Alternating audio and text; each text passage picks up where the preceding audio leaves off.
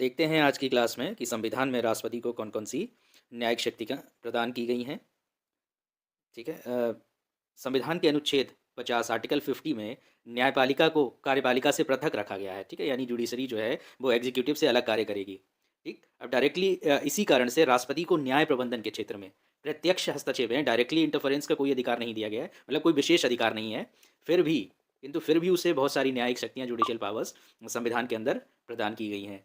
ठीक है, अब हम सभी लोग जानते हैं कि न्यायपालिका और कार्यपालिका पृथक रूप से कार्य करते हैं, लेकिन कार्यपालिका में तो राष्ट्रपति को बहुत सारी शक्तियाँ प्राप्त हैं। इसके अलावा न्यायपालिका में भी उसे शक्तियाँ प्राप्त हैं, जो हम देखते हैं इस प्रकार हैं। अनुच्छेद 72 आर्टिकल 72 में राष्ट्रपति को क्षमादान की शक्ति प्रदान की गई है। ठीक है, क्षमादान की शक्ति क्या है? अतः राष्ट्रपति किसी अपराध के लिए दोष सिद्ध व्यक्ति के दंड को क्षमा कर सकता है। ठीक है, अथवा प्रविलंब कर सकता है, रिप्राइव कर सकता है, परिहार रेमिट कर सकता है, रेमिशन, विराम रेस्पाइट कर सकता है, या फिर लघुकरण उसे कम्यूट कर सकता है। इन सारे टर्म्स को हम लोग आगे एक एक करके जो है एक्सप्लेन करेंगे, इनके बारे में जानेंगे कि आखिर ये किस प्रकार की क्षमा है और इन क्षमाओं के अंदर अ, ठीक है, हम राष्ट्रपति किस तरह से किसी दोषित व्यक्ति को या उसके दंड को कम कर सकता है, क्षमा कर सकता है, या उसकी प्रकृति को चेंज कर सकता है। देखते हैं एक एक करके प्रत्येक टर्म को। तो राष्ट्रपति, सबसे पहले जान लेते हैं कि राष्ट्रपति अपनी जो क्षमादान की शक्ति उसे प्राप्त है संविधान में, उसका प्रयोग मंत्रिपरिषद की सलाह पर ही करता है। ठीक है, बिना मंत्रिपरिषद की सलाह से वो अपनी क्षमादान शक्ति का प्रयोग नहीं करता है, या नहीं करता है, या नहीं कर सकता है, कह सकते हैं। उसे यह शक्ति निम्नलिखित मामलों में प्राप्त है। ठीक है, क्षमादान शक्ति किन किन मामलों में वो क्षमा प्रदान कर सकता है? पहला है जब दंड सेना न्यायालय द्वारा दिया गया हो। ठीक है, मिलिट्री कोर्ट या उसके द्वारा दंड दिया गया हो। जब दंड संघीय विषय से संबंधित विधि के विरुद्ध अपराध के लिए दिया गया हो, संघीय विषय से संबंधित। तीसरा है जब दंड आदेश मृत्यु दंड का हो, यानी कि मृत्यु दंड को भी वो जो है माफ कर सकता है। देखते हैं आगे। पहले प्रकार की जो क्षमादान शक्ति उसे दी गई है दंड को क्षमा करने की, यानी कि पार्डन वो कर सकता है। इसमें क्या करता है वो? क्षमा से तात्पर्य दंड की पूर्णतः मुक्ति से है। यहाँ पे क्षमा के अंदर राष्ट्रपति अगर चाहे तो किसी भी अपराधी के दंड को पूर्णतः मुक्त कर सकता है या पूर्णतः माफ कर सकता है। ठीक है, क्षमादान न केवल दोष सिद्ध व्यक्ति के दंड को समाप्त करता है, न केवल उसके दंड को समाप्त करता है, बल्कि उसे पूर्णतः निर्दोष भी जो है कर देता है। दंड तो समाप्त कर ही दिया, उसके अलावा उसे निर्दोष भी कर दिया। अच्छा, क्षमादान एक अनुग्रह यानी रिक्वेस्ट है, अतः इसकी मांग अधिकार के रूप में कभी नहीं की जा सकती। बहुत इंपॉर्टेंट पॉइंट है, ये याद रखेंगे कि क्षमादान एक रिक्वेस्ट है। नेक्स्ट, प्रविलंब, रिप्राइव, इस तरह या इसके तहत मृत्युदंड को अस्थायी टेम्परेरी बेसिस पे निलंबित किया जाता है। ठीक है, इसमें जो है दंड को कम या माफ नहीं किया जा सकता है, किया जाता है दंड को या मृत्युदंड को टेम्परेरी बेसिस पे निलंबित कर दिया जाता है। और इसका प्रविलंब या रिप्राइव का जो उद्देश्य है वो क्या है? उद्देश्य दोषी व्यक्ति को क्षमादान या दंड आदेश के स्वरूप में परिवर्तन हेतु याचना के लिए समय देना है।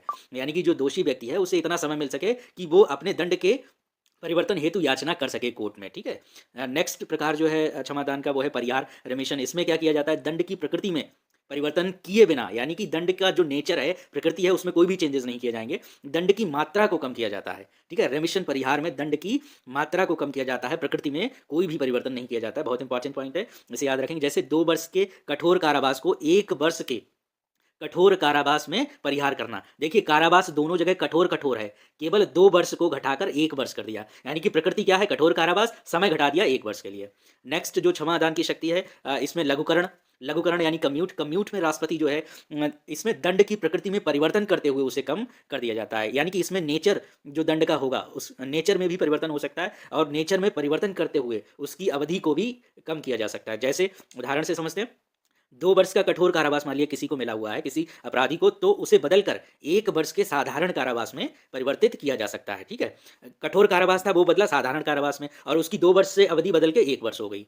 ठीक है, नेक्स्ट जो शक्ति है क्षमादान, विराम, रेस्पाइट। रेस्पाइट के अंदर क्या है? इसमें किसी विशेष कारण से दंड की मात्रा को कम कर दिया जाता है। ठीक है, इसमें दंड की मात्रा को कम कर दिया जाता है, किसी विशेष कारण। इसमें कोई विशेष कारण होना चाहिए। अब उदाहरण से इसको समझ लेते हैं। जैसे गर्भवती महिला है, ठीक है, गर्भवती महिला को बहुत सारी समस्याएं होती हैं प्रेगनेंसी के दौरान, तो ये मृत्युदंड, मान लिया उसे मृत्युदंड दिया गया है किसी भी गर्भवती महिला को, तो उसके अपराध को घटाकर या दंड को घटाकर साधारण कारावास में परिवर्तित कर दिया जाएगा, या कर सकता है प्रेसिडेंट रेस्पाइट के अंदर, विराम के अंदर।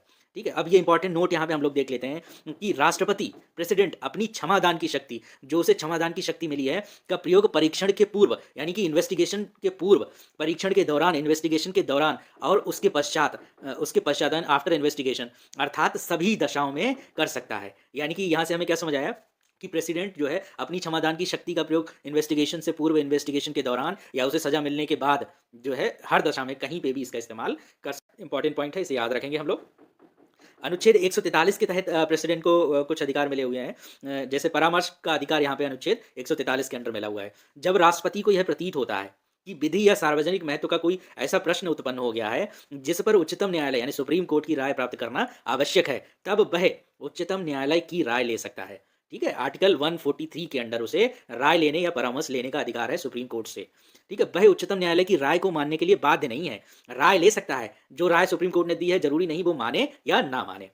ठीक है, आर्टिकल 103 के अंडर निर्वाचन में भ्रष्ट आचरण के कारण यदि कोई सदस्य सदस्य होने के लिए डिस्क्वालीफाई हो गया है, ठीक है, कोई सदस्य अब सदस्यता उसकी जो है नहीं रहनी चाहिए या उसे डिस्क्वालीफाई कर देना चाहिए या नहीं करना है, इस प्रश्न का निश्चय जो है वो प्रेसिडेंट ही करता है। लेकिन शर्त क्या है, प्रेसिडेंट जो है निर्वाचन आयोग यानी कि इलेक्शन कमीशन ऑफ इंडिया की राय से ही ऐसा काम करेगा। ठीक है, उसे डिस्क्वालीफाई करने का प्रेसिडेंट अधिकार रखता है, लेकिन निर्वाचन आयोग की राय से अंडर आर्टिकल 103। नेक्स्ट, अनुच्छेद 124 आर्टिकल 124 के तहत राष्ट्रपति उच्चतम न्यायालय के न्यायाधीशों की नियुक्ति का अधिकार रखता है। ठीक है, सुप्रीम कोर्ट के जजेस की नियुक्ति आर्टिकल 124 के अंडर अंडर करता है। और आर्टिकल 217 अनुच्छेद 217 के तहत उच्च न्यायालय हाई कोर्ट के जजेस की भी नियुक्ति का अधिकार प्रेसिडेंट को है। ठीक है, यानी कि सुप्रीम कोर्ट और हाई कोर्ट दोनों के जजेस की नियुक्ति कौन करता है, राष्ट्रपति करता है, या उसे इस प्रकार का अधिकार प्राप्त है। और इसके अलावा प्रेसिडेंट जो है उच्च न्यायालय हाई कोर्ट के न्यायाधीशों का स्थानांतरण भी करता है। ठीक है, यहाँ हाई कोर्ट के जो जजेस होते हैं उनका ट्रांसफर भी जो है प्रेसिडेंट ही करता है, ये भी अधिकार प्रेसिडेंट को दिया गया है। ठीक है, इंपॉर्टेंट है, इसे ध्यान रखेंगे, कई बार पूछा गया है।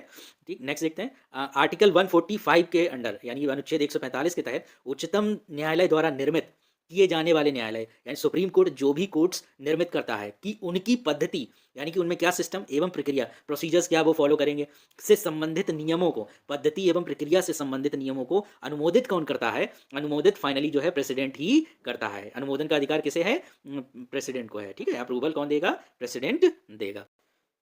हम सभी पढ़ चुके हैं कि न्यायपालिका जो है कार्यपालिका से सेपरेट काम करती है, अलग काम करती है। फिर भी प्रेसिडेंट को न्यायपालिका या न्याय से संबंधित बहुत सारे अधिकार भारतीय संविधान में दिए गए हैं, जो कि हम लोग सारे एक एक करके स्टडी कर चुके हैं, बहुत ही इंपॉर्टेंट हैं एग्जाम पॉइंट ऑफ व्यू से।